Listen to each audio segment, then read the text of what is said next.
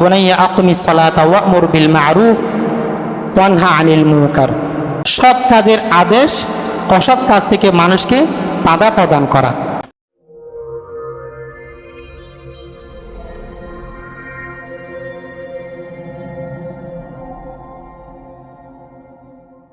এই দুটি কাজ মূলত নবী রাসূলগণের কাজ।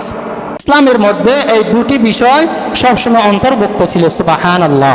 নবী রাসূল তো দুনিয়া থেকে বিদায় নিয়ে গেছেন। রাসূল আকরাম সাল্লাল্লাহু আলাইহি ওয়াসাল্লাম পৃথিবীর জমিনের মধ্যে জন্মগ্রহণ করার পর আল্লাহ পাক রব্বুল আলামিন নবুয়তের দরজা বন্ধ করে দিয়েছে। আল্লাহ রাসূলের পর পৃথিবীর জমিনের মধ্যে আর কোন নবী আসবে না। আল্লাহর রাসূল হচ্ছে সর্বকালে সর্বশ্রেষ্ঠ নবী। রাসূল আকরাম সাল্লাল্লাহু আলাইহি ওয়াসাল্লাম হাদিসে পাকের মধ্যে ইরশাদ করেন, আমি হলাম সর্বশেষ নবী, দুনিয়ার মধ্যে পৃথিবীর মধ্যে আমার পর আর নবী আসবে না। আল্লাহ পাক রব্বুল আলামিন আমাকে দুনিয়ার মধ্যে পাঠানোর পর নবুয়তের দরজা বন্ধ করে দিয়েছে। সুবহানাল্লাহ। যারা বর্তমান আল্লাহ রসুলের পরে যারা নবী দাবি করতেছে, রসুল দাবি করতেছে, অর্থাৎ গোলাম মোহাম্মদ কাদিয়ানী, তারা কখনো সত্য নবী হতে পারে না। তারা হলো পথভ্রষ্ট, জাহেল, মূর্খ, কাফের। এই কথার মধ্যে কোনো সন্দেহ নাই, ঠিক কিনা বলেন? আল্লাহ রসুলের পর দুনিয়ার মধ্যে আর কোনো নবী আসবে না। আল্লাহ রসুল নিজে বলে দিয়েছেন, আমি হলাম শেষ নবী, আমার পর দুনিয়ার মধ্যে পৃথিবীর জমিনের মধ্যে আর কোনো নবী আসবে না। যারা নবী দাবি করবে দুনিয়ার মধ্যে পৃথিবীর মধ্যে, তারা হলো বাতিল, তারা হলো মূর্খ, জাহেল, ইহুদি খ্রিস্টানদের দালাল।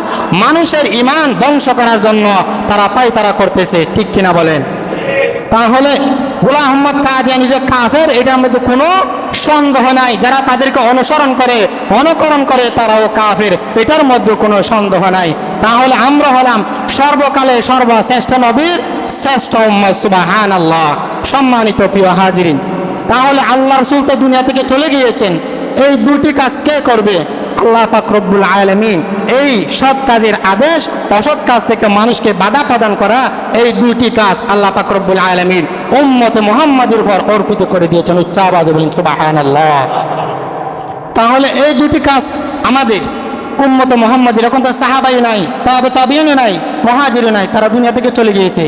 এই সর্বকালে সর্বশ্রেষ্ঠ নবীর উম্মতরে মানুষদেরকে সৎ কাজের দিকে ডাকবে এবং অসৎ কাজ, খারাপ কাজ থেকে মানুষকে কি করবে?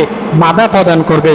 যাদের সক্ষম ক্ষমতা রয়েছে, শক্তি রয়েছে, যাদের কথায় সমাজের মধ্যে শুনবে, আল্লাহ পাক রব্বুল আলামিন যাদেরকে ক্ষমতা দিয়েছেন, তাদের উপর আল্লাহ পাক রব্বুল আলামিন এই দুটি কাজ ফরজ করে দিয়েছেন। সুবহানাল্লাহ। আল্লাহ পাক রব্বুল আলামিন এই ব্যাপারে পবিত্র কালামুল্লাহ শরীফের মধ্যে ইরশাদ করেন, আউযু বিল্লাহি মিনাশ শাইতানির রাজীম, বিসমিল্লাহির রহমানির রহিম, ইয়া বুনাইয়া আকিমিস সালাতা ওয়া'মুর বিল মা'রুফ ওয়ানহা আনিল মুনকার ওয়াসবির আলা মা আসাবাক ইন্না যালিকা মিন আজমিল উমুর। হযরত লুকমান আলাইহিস সালাম তার সন্তানকে নসিহত করলেন, আদেশ করলেন, হে বৎস, তুমি নামাজ কায়েম করো। দেখেন কি আদর্শবান পিতা, নিজের সন্তানকে নামাজ পড়ার জন্য আদেশ করলেন এবং তুমি সৎ কাজে মানুষকে আদেশ করো এবং অসৎ কাজ থেকে, খারাপ কাজ থেকে তুমি মানুষকে বাধা প্রদান করো। এবং যখন তোমার উপর বিপদ আসবে তখন তুমি ধৈর্য ধারণ করো, ওইটা হলো তোমার জন্য হিম্মতের কাজ। সুবহানাল্লাহ।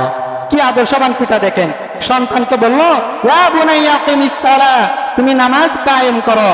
কিন্তু বর্তমান সমাজের মধ্যে আদর্শবান পিতা দেখা যায়, পিতা ঘর থেকে মসজিদে নামাজ পড়তে আসলো, তার 14, 15, 20 বছরের 30 বছরের ছেলে ঘরের মধ্যে ঘুমিয়ে আছে, তার কোনো খবর নাই।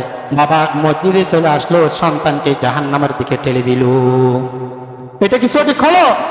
আমরা অনেক পিতা, আদর্শবান পিতা, আমাদেরটা দেখেন, সন্তানের ঘুমের ডিস্টার্ব হবে বলে সন্তানকে ঘুম থেকে ডাকলো না, পিতা নিজেই মসজিদে চলে আসলো নামাজ পড়ার জন্য, আল্লাহ পাক রব্বুল আলামিনের আযাব থেকে বাঁচার জন্য, জান্নাতে যাওয়ার জন্য।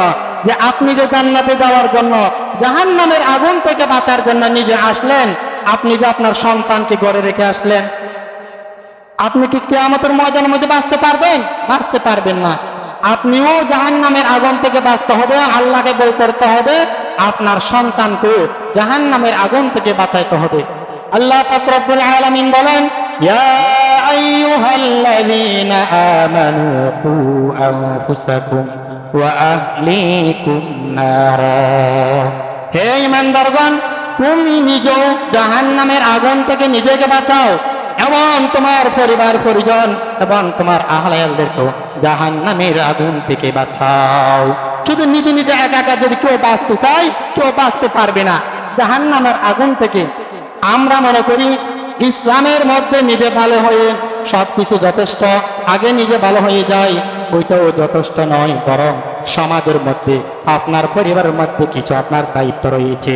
সমাজের মধ্যে যারা অশ্লীল কাজ, যারা খারাপ কাজ করতেছে, মন্দ কাজ করতেছে, তাদেরকে আপনার থেকে বাধা প্রদান করতে হবে এবং মানুষদেরকে আল্লাহর দিকে ডাকতে হবে, ভালো কাজের দিকে আদেশ করতে হবে।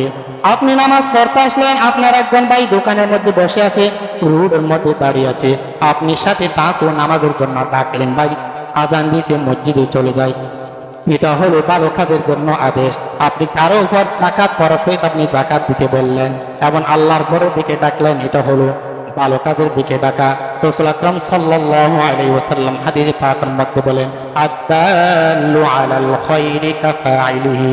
আপনি একজন ভালো মানুষকে ভালো কাজের দিকে ডাকলেন, ওই মানুষ ভালো কাজ করার পরে যে আমল করে যে সওয়াব লাভ করবে, যে সওয়াবের অধিকারী করবে, আপনি ডাকার কারণে আল্লাহ পাক রব্বুল আলামিন আপনার আমলনামার মধ্যে সেই পরিমাণ সওয়াব লিপিবদ্ধ করে দিবে। সুবহানাল্লাহ।